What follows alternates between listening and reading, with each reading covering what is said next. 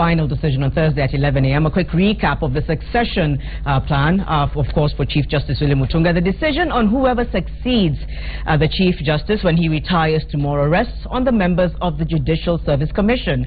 The JSC is the employing authority of all judges and magistrates, including the Chief Justice, who incidentally chairs its sessions. With the retirement of Dr. Mutunga, the onus of recruiting his replacement will fall on the remaining 10 JSC members. Let's now take a quick look once again at the profiles of those who are likely to succeed him. We start once again with Justice Dr. Smoking Wanjala, who as it stands represents the Supreme Court in the JSC. He's mentioned as a possible CJ candidate and viewed as scholarly but less assertive. Let's take a look at the others. Justice Mohammed Warasame represents the Court of Appeal at the JSC. He's mentioned among potential CJ candidates and is described as intelligent but controversial in that sense as well.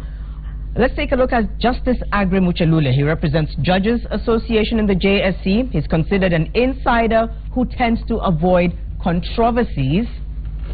And a profile of Emily Ominde, who represents the Magistrates Association in the JSC, is viewed as strong-minded and also viewed as anti-establishment. Professor Gitu Mwigai represents the government in the JSC. He's also mentioned as a likely CJ candidate.